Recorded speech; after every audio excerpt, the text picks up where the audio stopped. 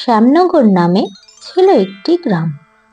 সেই গ্রামেই বাস করত অনেক পরিবার, আর সেই গ্রামেই থাকতো একটি ছোট্ট পরিবার, যেখানে থাকতো মা, বাবা, সোনা ও রূপা। কিন্তু তাদের মধ্যে একটি খারাপ অভ্যাস ছিল যে তাদের মা ও বাবা একজনকেই বেশি ভালোবাসতো। সে এত আদরের ছিল, তাই সে একটু অহংকারীও ছিল। সে তার দিদিকে সবসময় হিংসা করত। একদিন সকালে রূপার খুব ইচ্ছা হলো বাইরে খেলতে যাওয়ার। তো রূপা দিদিকে এসে বলল, এই দিদি, দিদি, চল আজকে আমরা বাইরে খেলা করে আসি। হ্যাঁ হ্যাঁ বুনু, চল, কিন্তু তাড়াতাড়ি চলে আসবো কিন্তু। ঠিক আছে, চল। তারপর তারা খেলতে চলে যায়। দুজনে একসাথে খেলা করছিল একটা গাছের তলায় বসে। খেলতে খেলতে সোনা দেখতে পায় যে একটা গাছের তলায় একটা আম পড়ে আছে। ঠিক তখনই সে দৌড়ে গিয়ে আমটা কুড়িয়ে নিয়ে আসলো, আর রূপা সেগুলো দেখতে পেয়ে গেছে। এই দিদি, দিদি, আমাকে দে আমটা, আমটা আমি খাবো। না না, দেবো না, আমি আমটা কুড়িয়ে পেয়েছি, আমি আমটা দেবো না। এই বলে সোনা দৌড়ে পালালো বাড়ির দিকে। এদিকে রূপা সোনার দৌড়ে পালানো দেখে খুব রেগে গেল। সে মনে মনে ভাবতে লাগলো, না, এর কিছু তো একটা ব্যবস্থা করতেই হবে। ও আমাকে আমটা না দিয়ে চলে গেল, কিন্তু কি করা যায়? এই ভাবতে ভাবতে রূপা এদিকে ওদিকে তাকাতে তাকাতেই দেখতে পায় একটা বিশাল কুয়ো। তার মনে এবার শয়তানি বুদ্ধি আসে। তারপর রূপা আবার সোনাকে ডাকে পরের দিন খেলতে যাওয়ার জন্য। এই দিদি, চল আজকেও খেলে আসি। হ্যাঁ চল। তারপর তারা দুজনে আবার চলে গেল ওই আম গাছের নিচে খেলতে।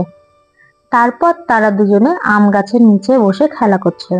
ঠিক তখনই রূপার মনে সেই শয়তানি বুদ্ধিটা আবার জেগে ওঠে।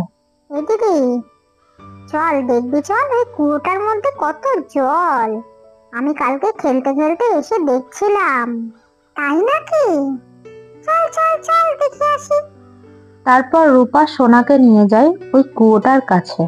কুয়োটার সামনে গিয়ে সোনা যেই নিচের দিকে তাকালো জল দেখার জন্য, রূপা ঠিক সেই সময় ধাক্কা মেরে সোনাকে ফেলে দিল। বাঁচাও বাঁচাও, আমাকে বাঁচাও, রূপা আমাকে বাঁচা, আমি ডুবে যাচ্ছি, বাঁচাও। ঠিক সেই সময় সেই পথ দিয়ে যাচ্ছিল সোনা রূপার বাবা। শুনে তার বাবা যখন দৌড়িয়ে কুয়োর কাছে আসে, তখন দেখে সোনা জলে পড়ে গেছে, আর রূপা কুয়োর পাড়ে দাঁড়িয়ে দাঁড়িয়ে মুচকি মুচকি হাসছে। তারপর তাদের বাবা সোনাকে অনেক কষ্ট করে কুয়ো থেকে তোলার পর, হ্যাঁ রে মা, তুই জলে পড়লি কি করে? কুয়োটা তো তোর খেলার জায়গা থেকে অনেকটা দূরে, তোরা এখানে আসলি কি করে?